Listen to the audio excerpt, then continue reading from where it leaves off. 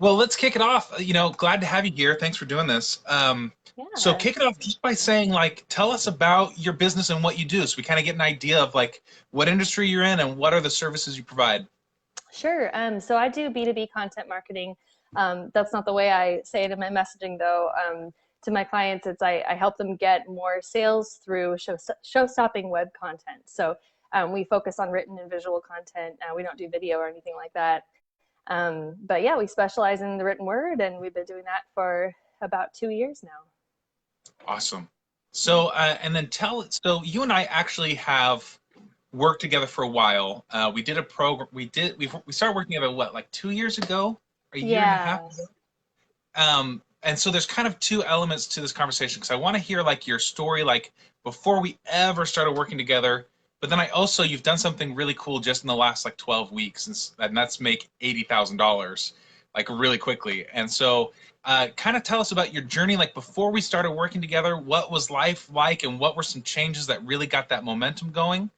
And then we'll go from there. sure. So before we started working together, I was freelancing. I had been kind of a struggling freelancer for several years, and I had just gotten to a point where I was bringing in maybe like $3,000 a month, and so I was stable. I would say I was doing pretty well, but the problem with that was the daily grind. I was working, all day, and then as soon as a project was over, it was over, and I had to find a new client or get a new project or whatever. So I wanted to try to systemize things a bit more, and I also wanted to grow. I wanted to run more of an agency rather than being just a freelancer. So it all kind of the stars aligned. I think you contacted me on LinkedIn.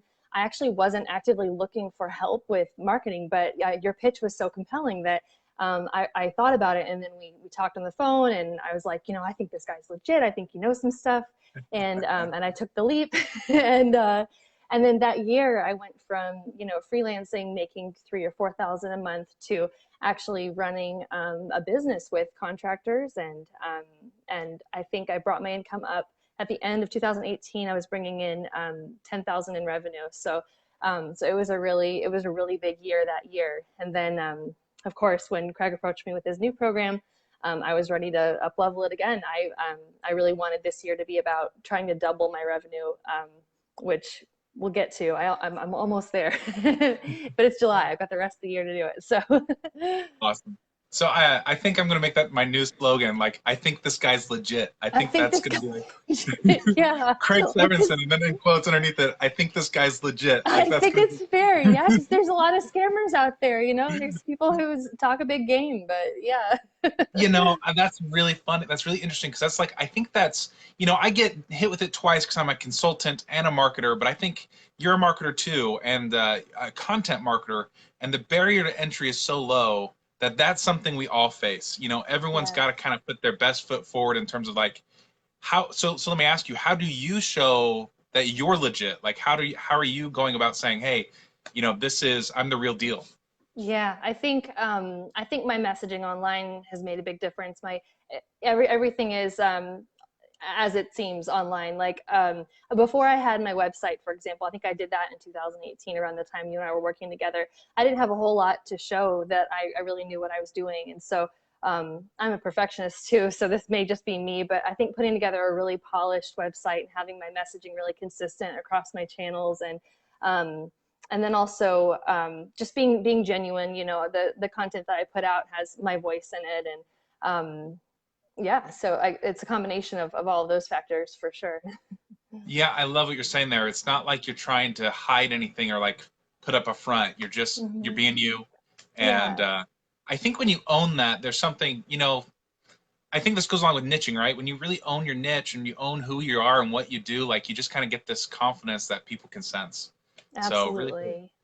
Okay, Yeah. well, so tell us about the last, so we actually did, you've got some other stuff going on, so I won't, you can share what you want to share, but we tacked on a little bit more time to your program just because I was like, I don't know if we can do all of this, because I probably can share that you were wanting to like hire a full-time employee. So I was like, okay, Yeah. make a ton of money and hire some employees. Let's add an extra week. So we went, or an extra couple weeks.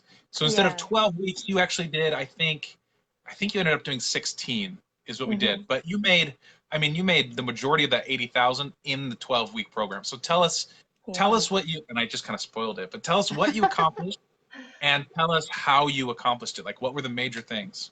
Sure. So I will go ahead and say I'm 30 weeks pregnant right now. So this has been a crazy year. When Craig and I started working together, I knew I was pregnant, but I still wanted to, maybe even because of that, I wanted to get things as streamlined as possible so that I could take some time off in October and also continue to grow because I don't have any intention of slowing down just because I'm having a baby. So we set some really tangible goals. One of them was bringing on an employee to help take over the service delivery a bit more, so that I could focus more just on sales and marketing. And then another one was to really solidify my package that I offer because I was still doing, even though I believe I had a few long-term clients and contracts at that point, but I didn't have like a set package that I was selling. I found myself falling into that kind of custom trap. So I really wanted to take some time with that, which I did, and Craig helped me with a lot. And so we put that together. I started really aggressively selling that, and then I think I brought Allie, my project manager, on like maybe like in the second month that we were working together. It was really Yeah. fast, but it was a grueling process. I mean, I'm really glad I took the time to do it right. Um, and she's been fantastic. I mean, best decision I've ever made. It's nice having someone, kind of there to collaborate with, and it's just more signs that I'm moving in the right direction. So those are the main things I did with that, and then the revenue just kind of followed. I think just continuously doing my direct outreach on LinkedIn. That's pretty much the only marketing, or I guess the only sales tactic that I was using. Marketing, I'm consistent with publishing content on my website, but yeah, as for reaching out to clients directly, we were just using LinkedIn, and I brought on, I think I got up to the point where now I have about 9 or 10 long-term clients, whereas when we started 4 months ago, I think I only had about like two that were long-term, and the rest were like on a project by project kind of basis. And I think, So did you fire one of those too? Like, wasn't one like I not a good? did, yeah. Yeah, I definitely did. One or two of them, actually. I had a couple that were just not, they just didn't gel with what I wanted to do. And I just kept trying to like bend to fit whatever they needed, and no more. So I heard a couple things in there that I want to point out. So the first, you were talking about how you were falling into this custom trap of Hmm. like every client was custom. And then the second was the direct outreach on LinkedIn. So I want to touch base on both those. So what has, what is the custom trap? Like what do you mean? And like how has the packaging and pricing affected you getting these results? Yeah. So I think having a set package is really, really hard at first because you want you want to say yes to people, and you want to be kind and open to different ideas. And I had a really hard time selling it initially because I felt like I was, I don't know, like I was driving too hard of a bargain or something. But then what I found was that the people who really needed that were so happy to see that I had a system in place. And so that they just had more confidence in me. And so then they were more likely to want to just jump on board. Um, so the custom trap, though, that I was in before was pretty much just saying yes to everything. If it was someone who fit my niche, for example, I would just be so eager to have a new client that I would um, do whatever it was that they were asking, and it was often just really time consuming or something that wasn't going to lead to anything long term. So I'm glad to be getting away from that. It's a process. I'll be totally honest. I mean, I have to fight against myself to say, to say no, that's not really what we do, or sorry, like that doesn't really fit with like with our processes. But in the long term, I think it really is a better strategy. It's more sustainable, and my confidence builds every time I sell it too. So, and then how does having that package? Because I know we talked a lot about the package in comparison to hiring somebody. So Yeah. that's not something everyone's looking to do right now. But how did having that package help you hire somebody? It makes I don't know about how it helped in terms of like hiring the person that I found, but our workflow is really really natural. It's really easy to get stuff done because she knows exactly what needs to happen.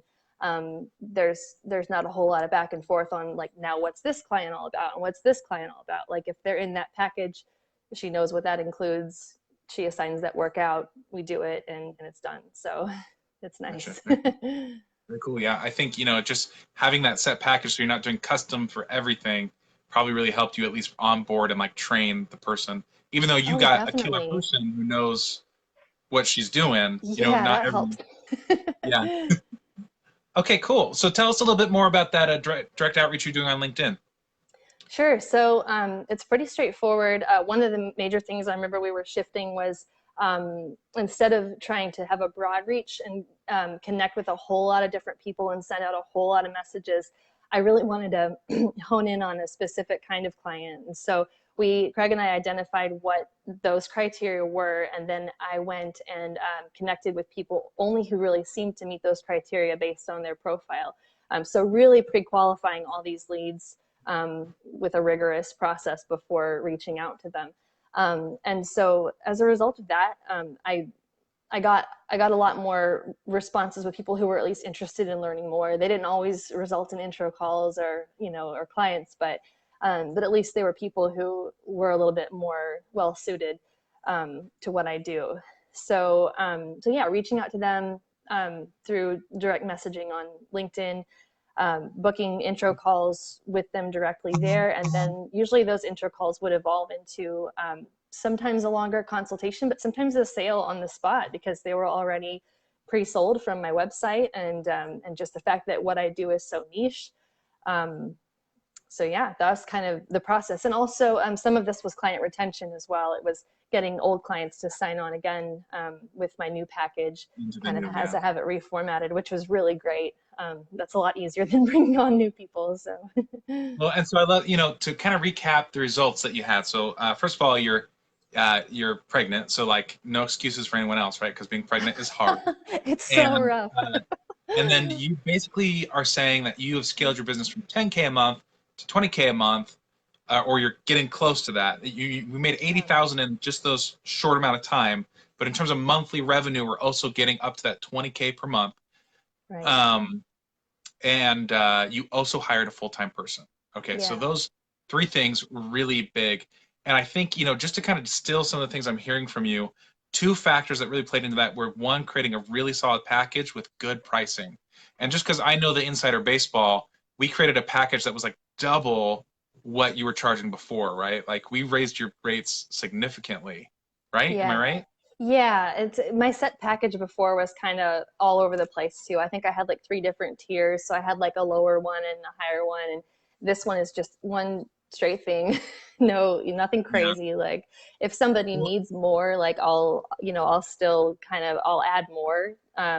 Well, I won't add more. I'll add more in quantity, but it's not like I'm changing what I do. I'm still doing the same thing. I'm just charging more and doing more. So yeah, but it is definitely a lot higher than it was well, before. that's cool because you're streamlining and you're charging more. So that's a really Yeah. cool combo.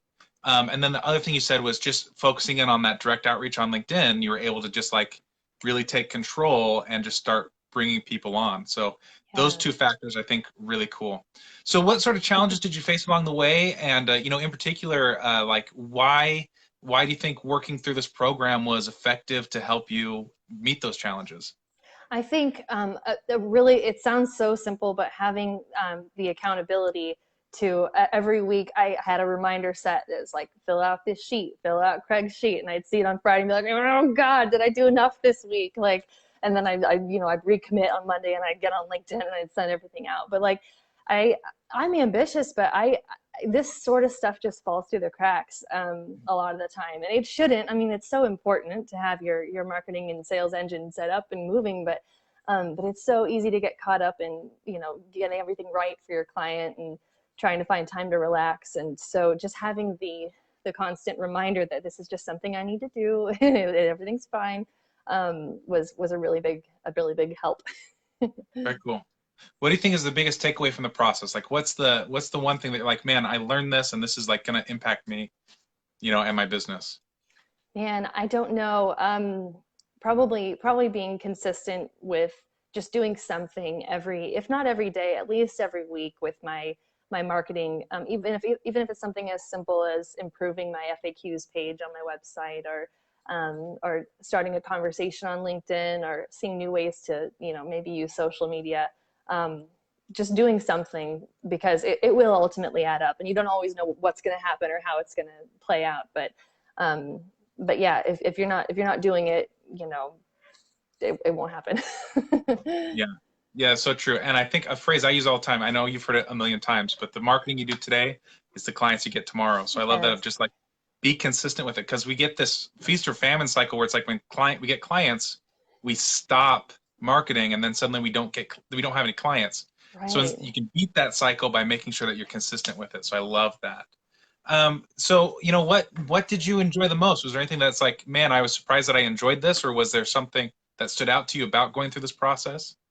Well, hiring the employee was big because I had never done that before. So the whole interviewing process was interesting, being on that side of it.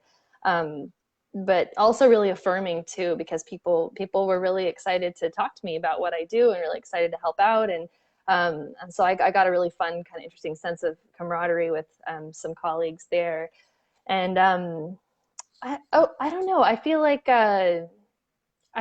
this time around, because I worked with you before. Um, I feel like I put more into action, and I think part of it was because there was a lot more setup in the beginning. There was a lot of good planning that you helped walk me through, that got me really psyched to do it, especially at a time when I didn't want to. My first trimester was horrible. I was so sick. I didn't even want to sit at my desk. I watched the entire, I think, is it 9 seasons of Friends? I don't know how many 10 seasons. In like a couple of months. It was ridiculous. So I don't know how I got anything done, but I know that you played a big role in that. So I really Awesome. appreciate it. I don't know what would have happened to my business otherwise. Oh, cool. So you actually have recommitted. You're going to go again through this process. This time as a group that's starting this upcoming Thursday.